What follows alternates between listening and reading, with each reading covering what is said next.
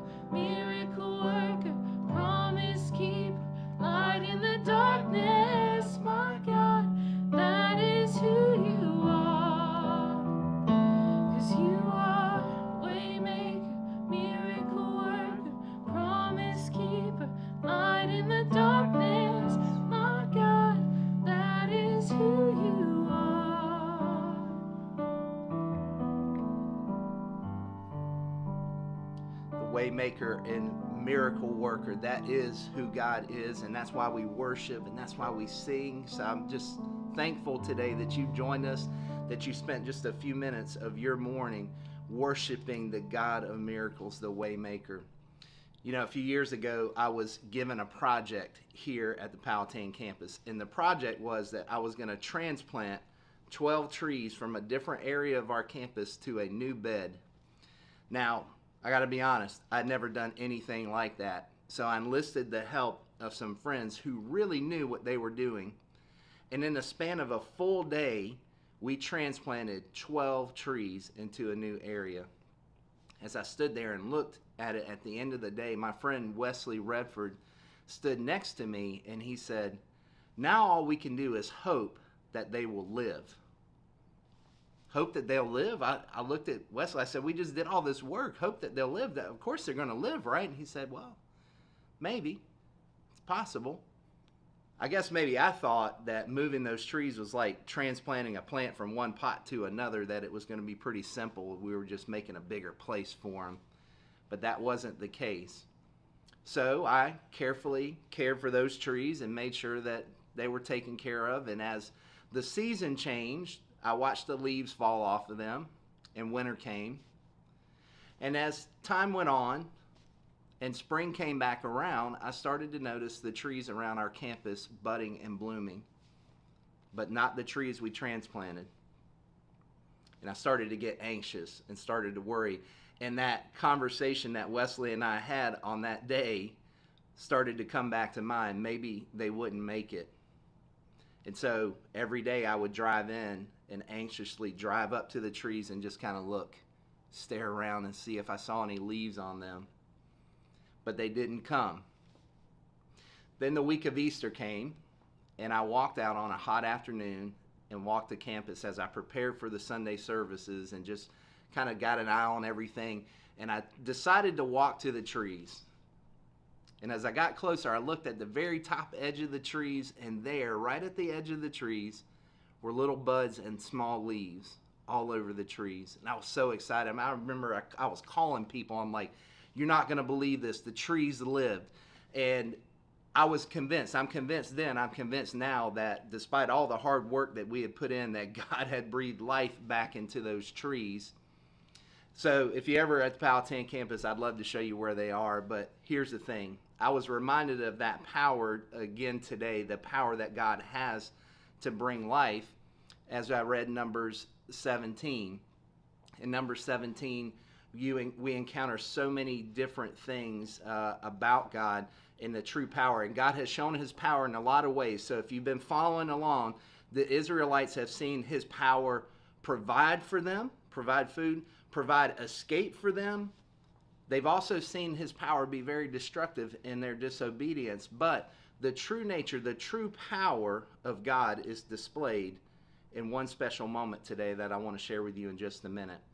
To set it up, the Israelites are having yet another confrontation with Moses and Aaron, and a mob has kind of gathered, and they want to know, why is it that Moses and Aaron are the chosen to speak to God and to meet with God in the tent of meeting, the place where the ark is kept?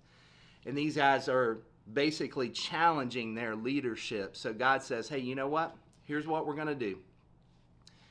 Moses, tell them, every head of every family, all the 12 tribes, to bring a staff. Bring the staff of their family, and then we're going to lay those staffs at the entrance of the tent, and there I'm going to cause one to bud, to grow."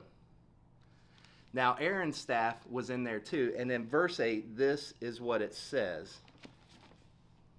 "The next day Moses entered the tent and saw that Aaron's staff, which represented the tribe of Levi, had not only sprouted, but budded, blossomed, and produced almonds." Produced almonds. Now the staffs of these leaders, of these families, they were really powerful. They weren't just a stick, okay, that somebody picked up off the ground. They represented the family. But here's the thing, no matter what, those sticks were dry and dead. Those staffs were wood. They had no life left in them. God takes something that is totally dead, and not only causes it to sprout leaves, but to produce fruit, something that's so powerful. And he does it in the middle of the desert. There's no way that they could have switched the right out. This was God's way of saying, I'm putting this to bed for the last time. I'm making this move so that you can see that dead things I can bring back to life. That's the power. That's the true power that I have. But see, here's the thing. The power is not limited to some trees planted at one of our campuses. And it's not limited to the staff of Aaron. It lives every day in our life. The week of Easter is the culmination. We celebrate the culmination of God's plan to breathe life into what was dead before. To you and me, dead in our sin, separated, carrying the weight and haunted by our past, God gives us an opportunity. So maybe you joined in worship today and you've been carrying something from your past. Maybe it's something recent, or maybe something that you've been carrying for a long time. Something that is causing you to feel dead inside. But here's the thing. God can breathe life into you. He's breathing life in you today. He breathed life into our day today. Maybe you know somebody who's struggling today. The life that they need is available to them. And you might be the introduction to that. There's somebody who's going through grief or loss or recovery right now. Let me give you some hope. Because the God who has the true power to bring life out of death is breathing life into you today. God who created everything, God who loves us, knows and breathes life into every day. So let me just say this prayer over you today. May the God whose true power is life breathe it in you today and every day. May the God whose love is limitless remind you that you are special and loved today. And may that love be evident to others through you. In His name, amen. We hope you have a great day today. Join us right back here tomorrow.